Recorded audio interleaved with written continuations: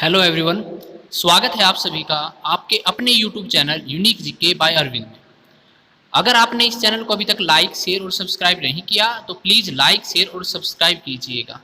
आज हम करेंगे अपनी दूसरी कविता राम, लक्ष्मण और परशुराम संवाद, जिसके कवि हैं तुलसीदास जी। आइए शुरू करते हैं। तुलसीदास जी का जन्म उत्तर प्रदेश के बांदा जिले के राजापुर गांव में सन 1532 ईस्वी में हुआ था। कुछ विद्वान उनका जन्म स्थान सोरो जिला एटा भी मानते हैं। तुलसीदास का बचपन बहुत ही संघर्ष से भरा था। जीवन के प्रारंभिक वर्षों में ही माता पिता से उनका बिछो अर्थात उनका देहांत हो गया था। कहा जाता है कि गुरु कृपा से उन्हें राम भक्ति का मार्ग मिला। राम भक्ति परंपरा में तुलसी अतुलनीय है। रामचरितमानस उनकी बहुत ही प्रमुख ग्रंथ है, बहुत ही प्रमुख रचना है। रामचरितमानस कवि की अनन्य राम भक्ति और उनके सृजनात्मक कौशल का मनोरम उदाहरण है। इनके अलावा कवितावली, गीतावली, दोहावली, कृष्ण गीतावली, विनय पत्रिका आदि उनकी प्रमुख रचनाएं हैं। अवधी और ब्रज दोनों भाषाओं पर उनका समान अधिकार है। सन 1623 ईस्वी में काशी में उनका देहावसान अर्थात उनकी मृत्यु हो गई थी। ये जो अंश है, जो हमारी दूसरी कविता है राम, लक्ष्मण और परशुराम संवाद, ये रामायण का एक अंश है। यह अंश रामचरितमानस जो कि तुलसीदास का बहुत ही प्रमुख ग्रंथ है, इसके बालकांड से लिया गया है। सीता स्वयंवर, स्वयंवर क्या होता है? जिसमें कोई भी स्त्री या लड़की अपने पति का चयन खुद करती है। तो सीता स्वयंवर में राम द्वारा जब शिव धनुष भंग अर्थात टूटने के बाद मुनि परशुराम को जब यह समाचार मिला तो वे क्रोधित होकर वहां आते हैं और शिव धनुष को खंडित देखकर वे अपने आप से बाहर हो जाते हैं। राम के विनय और विश्वामित्र के समझाने पर तथा राम की शक्ति की परीक्षा लेकर अंततः उनका गुस्सा शांत हो जाता है।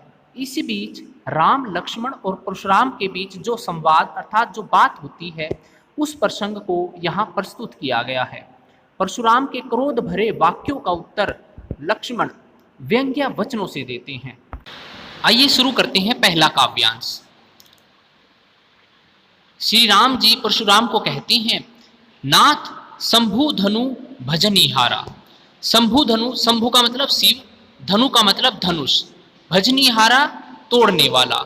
श्री राम जी परशुराम जी को कहते हैं, हे नाथ, हे स्वामी, शंभु धनी भजनिहारा अर्थात शिव धनुष को तोड़ने वाला, हो ही केऊ एक दास तुम्हारा। हे हो ही मतलब होगा, केऊ कोई एक दास तुम्हारा, तुम्हारा ही कोई एक दास होगा। आयेसु कहा, आयेसु मतलब आज्ञा, कहिए किन मोही। हे मुनि, कहिए मेरे लिए क्या आज्ञा है। सुनी रिसाई, यह बात सुनकर रिसाई क्रोधित होकर, रिसाई का मतलब क्रोधी हो जाना, बोले मुनि कोही मतलब और क्रोधित हो जाना। कहता है ये बात सुनकर, श्री राम की ये बातें सुनकर परशुराम जी और क्रोधित होकर बोलते हैं, सेवकु जो करे सेवकाई। सेवकु मतलब सेवक, सो जो वही होता है, करे सेवकाई। सेवकाई मतलब अच्छे काम करना, सेवा का काम करना। कहता है सेवक वही होता है जो सेवा का काम करता है। अरि करनी मतलब लड़ाई का काम करना, गलत कार्य करना। करिए लड़ाई, जो गलत काम करता है, शत्रुता का काम करता है। अरि करनी मतलब शत्रुता का काम करना। कहता है जो ये काम करता है वो शत्रु ही होता है। फिर कहता है, देखिए परशुराम जी क्या कहते हैं, सुनहु राम, कहते हैं हे राम सुनो, सुनहु मतलब सुनो, जेही जिसने शिव धनुष तोड़ा, मतलब जिसने शिव धनुष को तोड़ा है, सहस्त्र बाहु समसो रिपु मेरा। सहस्त्र बाहु एक राक्षस था, ठीक है, ये बहुत बड़ा शत्रु था परशुराम जी का। परशुराम जी ने इनका वध कर दिया था। तो कहता है जिसने भी शिव धनुष तोड़ा है वो सहस्त्र बाहु के समान रिपु, शत्रु, रिपु का मतलब क्या होता है? शत्रु, दुश्मन, कि वो व्यक्ति मेरा सहस्त्र बाहु के समान शत्रु है। सो बिलगाऊ बिहाई समाजा। फिर पूरा जो दरबार था, दरबार वहां लगा हुआ था जनक दरबार में, तो उन्हीं सभी राजा को बोलते हैं परशुराम जी, सो बिलगाऊ मतलब कहता है इसलिए बिलगाऊ अलग हो जाइए, बिहाई समाजा कि इन सभी को छोड़कर वो व्यक्ति सामने आ जाइए, अलग हो जाइए।